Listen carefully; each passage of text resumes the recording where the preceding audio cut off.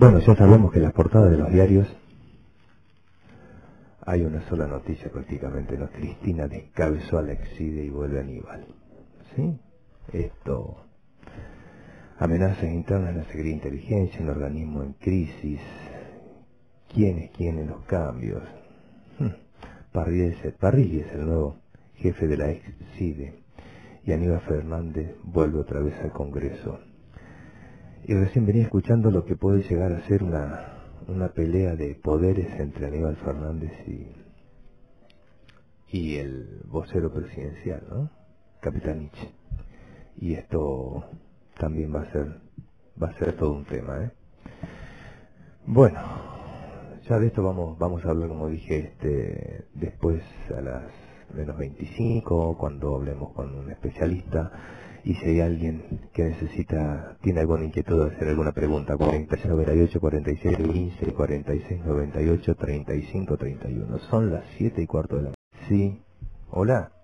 Hola, Jorge Garay, ¿cómo estás? Jorge, buen día. Raúl aquí, estamos con Jorge y Susana, así que estábamos esperando porque, bueno, habrás escuchado, un poquito lo que estábamos comentando, y es por demás sabido del día. la noticia Jorge, del buen día, día. Jorge. Hola, ¿qué tal, Susana? ¿Cómo estás? ¿Cómo anda, Jorge? Hola, Jorge, ¿cómo andas? Habíamos anunciado, Jorge, que ibas a estar con nosotros, para, bueno, ampliar esto y darnos, digamos, información precisa y digamos, ¿qué visión podemos tener a partir de esto?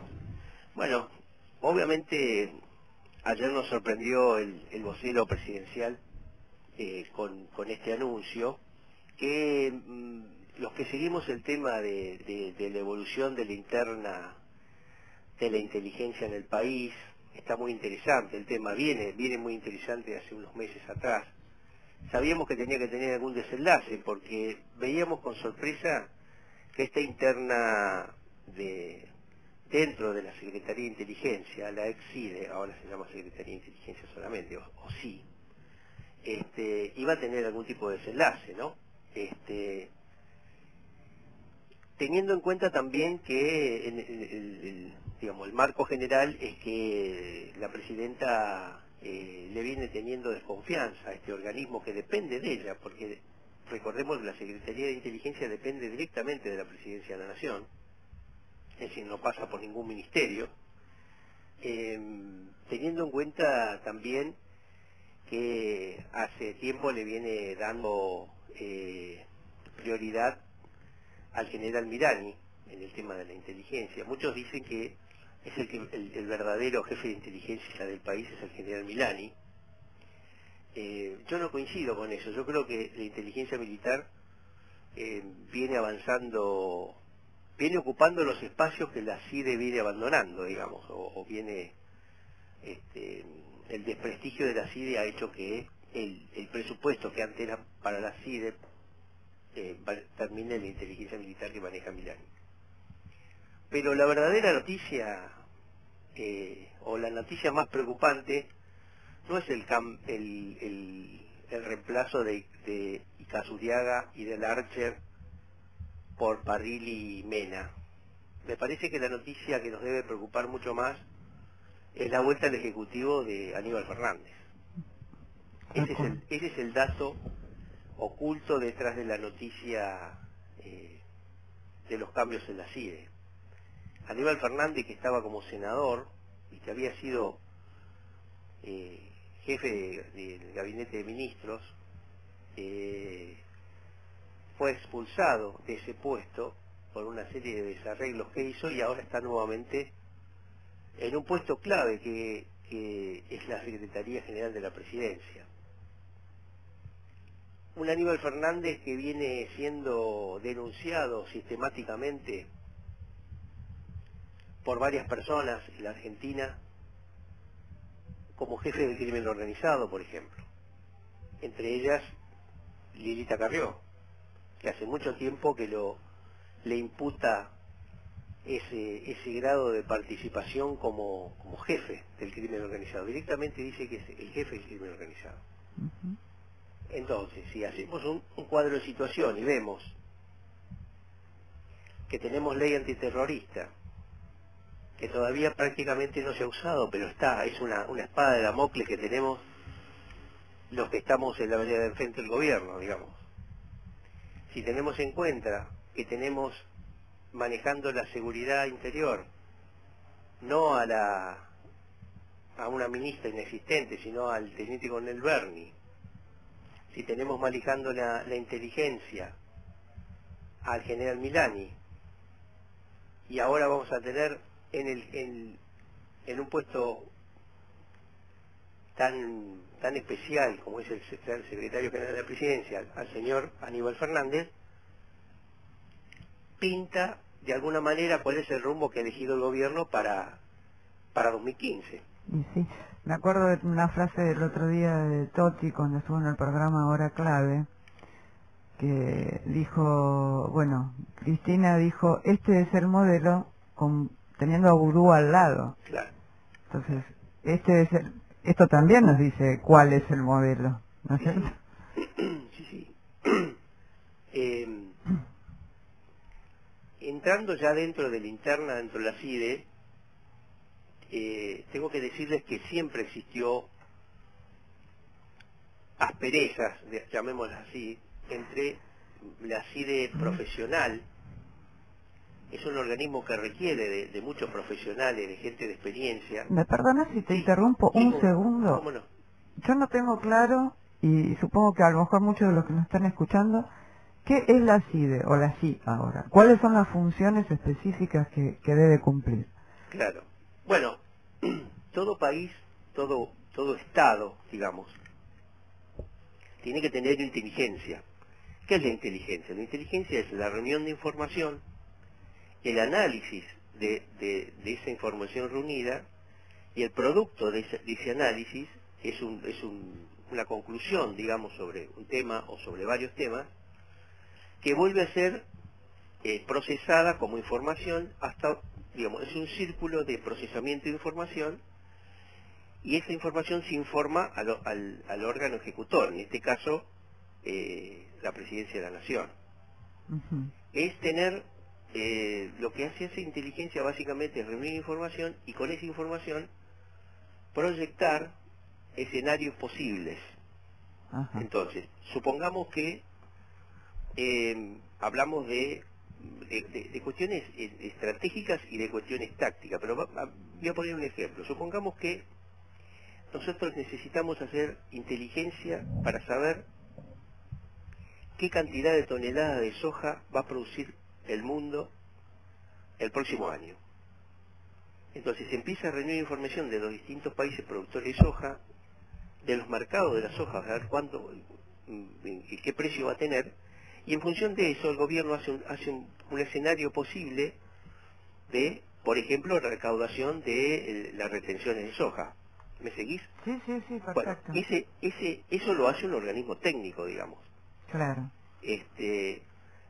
Lo que pasa es que en los últimos años, este gobierno que arrancó planteando el socialismo del siglo XXI, se ha convertido en un gobierno totalitario más cercano al estalinismo que al socialismo. Uh-huh. Y esa impronta del kirchnerismo ha sido seguida por los organismos de inteligencia, que en vez de dedicarse a hacer inteligencia, por ejemplo, sobre el narcotráfico o sobre el narcoterrorismo, que es una amenaza permanente a todos los estados de la región, se dedica a saber, por ejemplo, si Sergio Massa va a ser candidato o no va a ser candidato, si Lilita Carrió va a ser candidata a presidenta o no. Entonces se invierten recursos en vigilar de alguna manera a la oposición y no hacer las tareas para las que está obligada por la ley de inteligencia. Claro. O sea, se viola la ley porque se hace inteligencia interior, hacen inteligencia interior organismos que no deberían hacerlo, por ejemplo, inteligencia militar. Ajá. Eso es lo que se discute, digamos. Y la verdad es que se dejan de hacer otras cuestiones que son, por ejemplo, inteligencia criminal, que son básicas para combatir la inseguridad. Claro. Una dupla bastante extraña, ¿no, Jorge? Parrilli y Milani. ¿no? Por otro lado, Sí, sí. bastante, si uno lo tomara desde el punto de vista histórico, dos puntos bastante lejanos Sí, y hoy tan cercanos. claro, claro. Esa es una habilidad que ha tenido el kirchnerismo, ¿no? Yo recuerdo que el kirchnerismo tuvo la habilidad de sentar en una misma mesa, por ejemplo, a Horacio Berbisky, a Eve de Bonafini, y del otro lado de la mesa a Hugo Curto y Hugo Moyano, y no solamente no se mataron en la mesa, sino que pateaban para el mismo arco. Gerardo Martínez, podemos agregar. Gerardo Martínez. Es decir, esa habilidad la tuvo Néstor Kirchner, pero parece que esta nueva administración de Cristina no ha logrado sintetizar esa situación, y muchos de los aliados que Kirchner sentó en la misma mesa hoy están de la vereda enfrente, entre ellos Sergio Massa, por ejemplo. Dicen los que conocen un poquito más las internas a la CIDE se la denomina desde adentro, se la llama la casa. La CIDE es la casa. Y dicen los que conocen las internas de la casa que estos cambios vienen porque Francisco Paco Larcher, que era el número 2 de la CIDE, el número 2 de Héctor Escazuliaga, que fueron los dos que renunciaron, fue obligado a renunciar porque la presidenta le perdió la confianza por ser amigo de Sergio Massa, y que supuestamente fue el responsable de informarle a la presidencia en su momento que Massa no iba a jugar, no iba a participar en las elecciones, y Massa participó y ganó, y ahí empezaron los problemas para Larcher. Pero volviendo a la presencia de Parrilli y de Milani, yo creo que ahí hay una persona que nos está faltando en el análisis, que es sumamente importante, que es Juan Martín Mena, que va en reemplazo de Larcher. Mena es un conocido operador judicial que llegó al gobierno de la mano del actual viceministro de Justicia, Julián Álvarez, hombre de ALAC. Y me parece lo que se está buscando ahí es trabajar, digamos, el tema de los jueces federales, ¿no? Es decir, que un hombre de la Secretaría de Inteligencia, como es ahora Juan Martín Mena, sea especialista en temas judiciales, a mí la lectura que hago es que va a manejar los legajos de los jueces federales, digamos, ¿no? Y va a intentar, de alguna manera, blindar la figura de la presidenta y de los principales referentes del kirchnerismo ante este nuevo, podríamos llamar, ofensiva de la justicia contra el gobierno, que es de muy reciente data y que empieza a investigar el poder.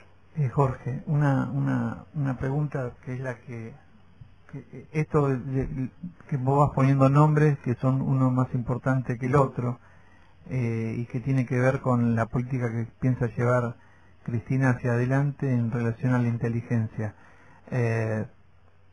A mí me preocupa mucho el rol que pueda jugar Parrilli, en el sentido de cada vez más parecido hacia inteligencias, me suena Rumania, ¿no? Claro. Parrilli ubicando en lugares importantes de inteligencia a la Cámpora, y nosotros sabemos que la Cámpora está no solamente en los lugares donde tienen un buen sueldo y decisiones, sino que también la Cámpora está diseminada en los barrios. Sí. Entonces, el control social y de inteligencia que puede hacer Parrilli desde el brazo de la Cámpora, a mí me da hasta pavura de pensar que en cada pibe que se ponga una camiseta de la Cámpora sea un service, o que no se la ponga, que sería el peor de los casos. Pero sí, se lo van a poner porque es tan público lo de Parrilli, en vez de ser tan privado, sino que es tan público que última es de instalar temor en la gente de que tenemos que saber de que estamos controlados, espiados. Sí. Es una preocupación que tengo en relación al rol que pueda jugar Parrilli instalándose en un lugar como este y digo, me voy a Rumania, porque Rumania era así, había un tipo por cuadra donde controlaba al vecino y anotaba qué pasaba, quién salía, dónde entraba, el horario de entrada y salida de la casa. Un estado de control hacia la población tan grande que el único interés es quedarse en el lugar que están, no abandonar. Mira, yo lo que te puedo decir, Jorge, con respecto a tu preocupación, es darte información sobre el tema. La CIDE ya ha sido penetrada, antes de este cambio, ha sido penetrada por la Cámpora. No menos de 30 nuevos agentes ingresaron a la CIDE, agentes de la Cámpora, ¿no? Gente directamente de la Cámpora ingresaron, y la verdad es que la mayoría de ellos ni siquiera pudieron terminar la escuela de inteligencia. ¿Por falta de inteligencia? Yo creo que sí, es decir, si tomamos como ejemplo, es decir, me cuesta encontrar un ejemplo donde la Cámpora haya sido exitosa en la gestión en otras áreas, por ejemplo, aerolíneas. Sí, lo mismo ha pasado con la Cancillería. Exactamente. Ahora, entonces, el tema de que no hayan podido pasar un examen, y lo dije como un poco en chiste, pero en realidad es que el no pasar un examen de ese tipo los hace más peligrosos, porque lo único que hace es acatar obviamente, sin tener un pensamiento propio de lo que están observando, ¿no? Sí, digamos, la visión que yo tengo es la siguiente. Estos jóvenes de la Cámpora que terminaron, la mayoría de ellos, en un lugar que se llama la OJ, que es la Oficina de Observaciones Judiciales, que de ahí es donde se pinchan legalmente, recalco la palabra legalmente, los teléfonos y los correos electrónicos por orden judicial, digamos, por eso se llama OJ, Observaciones Judiciales. Estos jóvenes no fueron nunca bien vistos por el resto de los agentes, de los 2000 y pico de agentes que tiene la CIDE. Es decir, los han apartado porque los agentes viejos los consideran comisarios políticos, no agentes de inteligencia. Claro, exactamente. Entonces los corren, los aíslan. Una estructura estalinista. Es una estructura estalinista, y los viejos agentes, muchos de ellos tienen 30 años de servicio, que han pasado por varios gobiernos, la verdad que no los tienen en cuenta, los llaman los camporitas y digamos, los tienen aislados. Jorge, perdón, tal vez por eso será que de que como no los quieren los 2000 y pico de empleados de la sede anteriormente, como no los quieren, empezaron a estudiar y a hacer operaciones judiciales contra los funcionarios que tienen problemas, y esto puede ser que haya llevado o es la pantalla para estos cambios. No sé si me explico. Sí, no, yo lo que te puedo dar es información con respecto a esto, porque acá podemos hacer futurología aparte es interesante, ¿no? Porque todo el submundo del espionaje da para novela, digamos. Pero la realidad es, por ejemplo, yo te voy a dar un dato. Alberto Massino, que es el director general de análisis de la CIDE, que es en importancia, yo diría, operativa, creo que es el tercero, después del director de operaciones, Estiuso, y del director de reunión interior, que es Pocino. Cuando les alcanzaron, le llegaron estos camporitas, lo que hizo fue hacerle recortar periódicos. Los puso a hacer, tiene un nombre eso en la escuela, donde hacen recortar papelitos y pegarlos. Collage. Los hizo hacer collage porque se dio cuenta que no eran gente capaz, para que no las podía utilizar y gracias a Dios todavía no han llegado a hacer, digamos, a tener funciones operativas de calle, digamos, agentes de calle. Ahora, los nombramientos en la CIDE, ¿de quién dependen? ¿Del Poder Ejecutivo Del Poder directamente? Ejecutivo. Sí, en realidad en realidad hay dos funcionarios que los nombra de la CIDE, que los nombra directamente la presidenta, Ujú. que son el número 1 y el número 2. En la casa se le llama el señor 5, que es Sí. y el señor 8. Ujú. Y el resto de los funcionarios son nombrados por el propio jefe de la CIDE, digamos, ¿no? Ajá. Pero la verdad es que no han llegado todavía, por ejemplo, a la base de Billinghus, que es la base de operativa de la CIDE, ni a la base de Estados Unidos, de la calle Estados Unidos. Todavía no han llegado estos miembros de la cámpora. Pero, por ejemplo, pero el ingreso de todos estos chicos jóvenes que Sí, ha dependido del ahora ex director de la CIDE. así es. Han entrado muchos de ellos de la mano del Archer, ¿no? Ajá. Pero bueno, no han tenido un gran impacto, ni están hoy por hoy en funciones ni operativas ni de peso dentro de la Secretaría, porque es una tarea muy técnica la que tienen que hacer. Claro. En otros países del mundo, por ejemplo, se recluta la CIA, por ejemplo, el Mossad recluta a sus agentes en las universidades por alguna especialización que se tenga. Lo que se destaquen en algo. Exactamente, eso es lo que se hace. Y después, bueno, los grupos operativos se reclutan de la policía, del ejército, de las fuerzas especiales. Generalmente es así.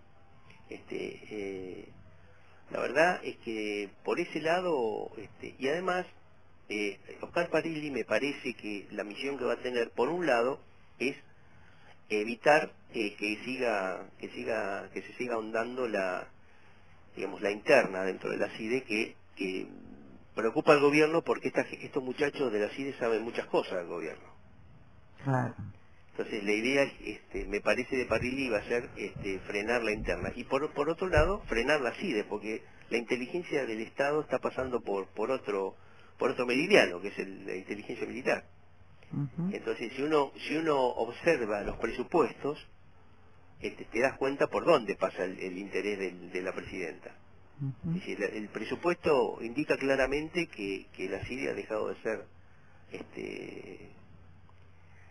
quien lleve la delantera en la inteligencia del Estado, para pasar a ser la inteligencia militar. En manos de Milani. En manos de Milani. Alguien que ha tenido una experiencia bastante grande en alguna época en la cuestión de inteligencia, ¿no? Del ejército. Sí, es oficial de inteligencia prácticamente desde que se recibió. Él se recibe en el arma de ingenieros, pero inmediatamente desde muy joven, y por eso está teniendo problemas con el tema del soldado Ledo y otras causas, es más, por su participación en el área de inteligencia, ¿no? Así, es una persona con muchos años de inteligencia, que ha logrado llegar a donde está, no por ser especialista en inteligencia, sino por ser un muy hábil político dentro del ejército. A mí me preocupa el tema de la justicia que planteaste antes también, ¿no? Y supongo que posible búsqueda de impunidad amedrentando jueces. Pero esa es Carpetazos por todos lados. bueno, esa es una de las tareas que yo te decía, Sí, que la CIDE de los últimos años ha hecho, digamos, es juntar los carpetazos claro. para poder Porque mantener... convengamos que todo el mundo tiene algún muertito en el placar, lamentablemente acá. Sí, y si no tenés, te lo inventan. Exactamente. ¿Podría haber la CIDE haber evitado que Vudú, bueno, tal vez hubiese sido difícil, ¿no? Tal vez el más difícil, Vudú y Alak cayeran en desgracia? ¿Podrían haber evitado algo? Sí, digamos, la CIDE hace dos cosas. Por un lado, reunir información, que te decía, es el proceso de la producción de inteligencia, y por otro lado, las operaciones políticas. Ujú.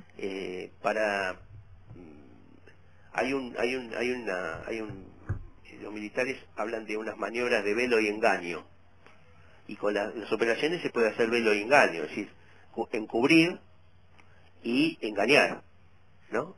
Que las responsabilidades pasen por otro lado y no por las personas que vos nombraste. Sí, evidentemente en esto ha fracasado, no solamente la CIDE, ha fracasado el gobierno completamente para blindarlo a Vudú. Es decir, el problema es que me parece a mí que la causa de eso pasa por la soberbia y pasa por creerse impunes. Claro. No olvidemos que cuando arranca el caso Vudú, que arranca el caso Chicone, estaba Néstor el presidente, digamos, y había, y después vino el 53 y pico % de votos. Entonces, en ese marco con la soberbia que los enceguece, ellos jamás pensaron que iban a estar en esta situación. Lo que pasa es que cuando vos sos corrupto y ladrón, te podés pelear con todo el mundo, pero no te podés pelear, no debés pelearte, ni con la justicia ni con el periodismo de investigación, que son los que te van a contar la costilla. Y ellos se han peleado justamente con estos dos sectores, ¿no? Con el periodismo hace muchos años que viene peleándose. Entonces el periodismo ha seguido investigando y le ha dado, digamos, por un lado, material a los políticos honestos y decentes que han salido a hacer las correspondientes denuncias judiciales, y después una justicia que le empezó a perder el miedo al gobierno, y se le pone de la vereda enfrente por una serie de cuestiones que ha hecho el gobierno con la justicia, justamente el tema de los fiscales y quitarle poder a los jueces. Y bueno, esa pelea está teniendo ahora consecuencias graves para... Un buen tema esto de la pérdida de poder de los jueces, ¿no? Para poder llevar adelante el rol que deben tener. Así que creo que podríamos un día charlar sobre estas cosas, ¿no? Sí, eso tiene injerencia directa en el tema que vos sabés que a mí me preocupa mucho, que es la seguridad pública, ¿no? Porque si nosotros, si yo tuviera que hacer una síntesis muy cortita de por qué estamos como estamos en seguridad pública, es que, digamos, la síntesis avanzaría no tanto por el lado de la policía, que no tenemos una policía realmente capacitada y bien paga y con niveles de transparencia, sino por la justicia, ¿no? La justicia penal es el gran déficit que tenemos para la seguridad pública. Y bueno, charlemos Jorge, la próxima semana de ese tema, ¿te parece? Claro, perfectamente. Lamentablemente se nos ha ido el tiempo, realmente una media hora súper aprovechada y rica, así que te agradecemos muchísimo. La última pregunta, ¿estamos de acuerdo en que hay que darle poder a los honestos? Estamos de acuerdo que los honestos deben tener el poder, deben estar en el poder. Bueno. Y para que los honestos estén en el poder tenemos que votar en consecuencia, ¿no? Bueno, justamente, mira, todo viene relacionado. Mañana, en la cooperativa La Juanita, en el espacio de la escuela, hay una charla que van a estar Héctor Totti Flores y Gabriela Michetti debatiendo sobre políticas públicas para una sociedad próspera, justa y desarrollada. Mañana en Juan B. Justo 4650, a las 17:30 horas, podemos hablar de esto. Allí estaremos firmes Así como que rules. invitamos a todos los vecinos a participar, a preguntar, Sí. a poder saber qué diferencia hay entre crecimiento y desarrollo, que no tiene nada que ver una cosa con otra. Claro, así Y el allí tiempo... estaremos. Y bueno, esto es Voces de Otra Cultura y son las voces que queremos escuchar.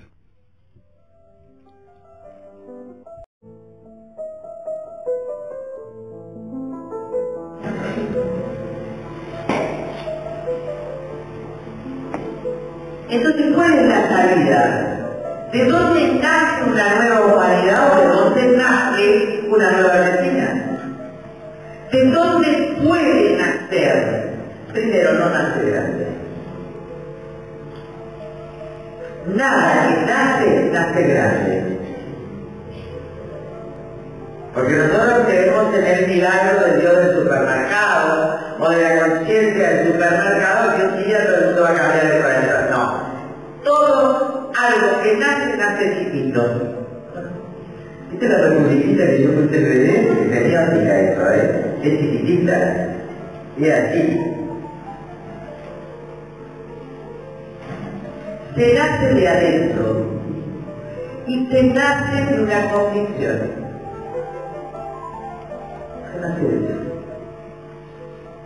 Miren, imagínense eso de estamos por Orvalio solo, chicos, mañana. Vámonos. ¿Vamos? ¿Qué somos? Porque ahí viene la pregunta, ¿qué somos? ¿Qué somos los humanos? Vamos todos, estamos todos por morir, estamos en la cama. Imagínense, estamos en la cama, faltan 10 minutos para comer. 15, 20, va. ¿Estamos todos? Oye, todo lo que es tu casa, tu negocio, todo, no, nada, porque el cuerpo ya no sirve. Con lo cual lo que hizo el cuerpo terminó. Los billetes podremos ver los ratones, la verdad. Hasta tu mujer, vos sabés que bueno, yo que soy hombre, me voy a tranquilizar. Hasta que tu casa no es nada en términos de cuerpo, ¿se entiende? En términos de cuerpo. También mis hijos no son nada en términos de cuerpo. También mis amigos, porque como yo voy a dejar el cuerpo, y no sé si va a quedar espíritu, ya no hay nada. Hay un hombre o una mujer en este momento que está radicalmente solo, con un cuerpo muriéndose, pero es la radicalidad de la soledad. Ese momento uno se da cuenta que ha sido y será, si hay eternidad o si no la hay, solo lo que ha creído, que no ha sido un cuerpo,